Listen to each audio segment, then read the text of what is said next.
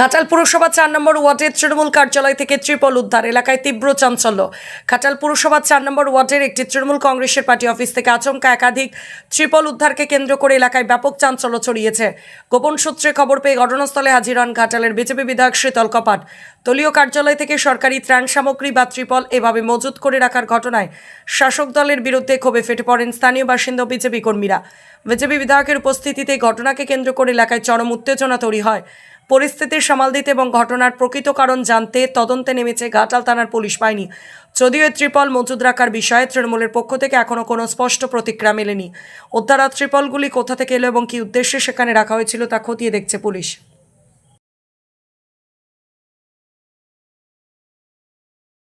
23-24 সালের ত্রিপল লোককে দেওয়া হয়নি, তার মানে ভাবুন কত দুর্নীতি করেছে তৃণমূল।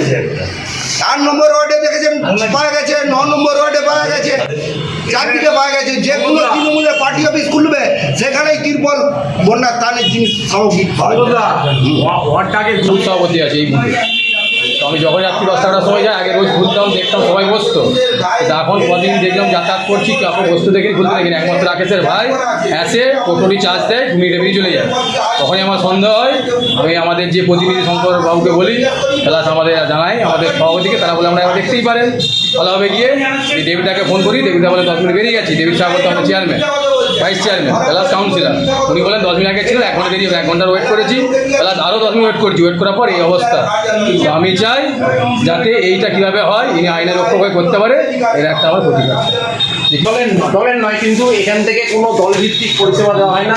পরিষেবা দলমত নির্বিশেষে সবাইকে দেওয়া হয়। আপনারা পরিষেবা দেওয়া প্রত্যেকটা ওয়ার্ডে বা প্রত্যেকটা মানুষের কাছে বাড়ি বাড়ি গিয়ে জানতে পারবেন যে এখান থেকে আমাদের ত্রাণের মাল বিলি করা হয়। এবং এখানে মাস্টার যখন ত্রাণের মাল দেওয়া হয় তখন কিন্তু এখানে মাস্টার রোলটাও সই করানো হয়। কাউন্সিলর কার্যালয় মানে সেখানে কোনো দলীয় পতাকা না থাকাই উচিত। দলীয় পতাকা, হ্যাঁ, সেটা বলতে পারেন যে এটা ভোটের সময় বলে ঠিক হয়ে গেছিল। কিছু আছে কিন্তু দলীয় পতাকা ব্যাপক আকারে কিন্তু উদ্ধার হচ্ছে কিন্তু এবং 23-24 সালেরও না, এগুলো আলাদা, এগুলো আলাদা, ভালো আলাদা কেনা হয়।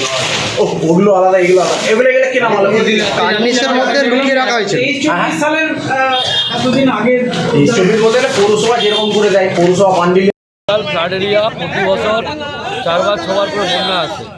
তো সেই জায়গায় আমরা দেখছি ঘাটাল বিধানসভা বিভিন্ন প্রান্তে প্রান্তে সরকারি ত্রাণ তৃণমূলের নেতার গোডাউনে বা পার্টি অফিসে পাওয়া গেছে। আজকেও ঘাটাল পৌরসভা 4 নম্বর ওয়ার্ডে ভাইস চেয়ারম্যানের ওয়ার্ড, সেখানে পাওয়া গেছে। এর কদিন আগে 8 নম্বর ওয়ার্ডে পাওয়া গেছে। আমরা বলতে চাই ঘাটাল তো ফ্লাড এরিয়া, মানুষকে আমরা বন্যার সময় পরিষেবা দিতে পারি না। সরকার পক্ষ তখন পাচ্ছিল না, আমরা তখন তো বিরোধী ছিলাম। সে চাল হোক, তিরপল হোক, পানীয় জল হোক, আমরা কোনো কিছু সেখানে সাবমিট দিতে পারি না। তাহলে আজকের দিনে কেন এই সরকারি স্থান তৃণমূল নেতাদের পার্টি অফিসে থাকবে?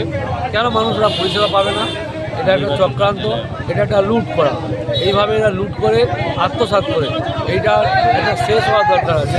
আমরা আপনাদের মাধ্যমে চেয়ারম্যানকে বলতে চাই, এই পৌরসভা আর কোথায় কোথায় সরকারি ত্রাণ বলি আর সরকারি অন্য কিছু জিনিস বলি না কেন, আর কোথায় আছে তাই সেগুলো অবিলম্বে বের করে যেন পৌরসভায় স্টক করে, নতুবা এদেরকে উপযুক্ত যেন আইনি শাস্তি দেওয়া যায় তার ব্যবস্থা করতে।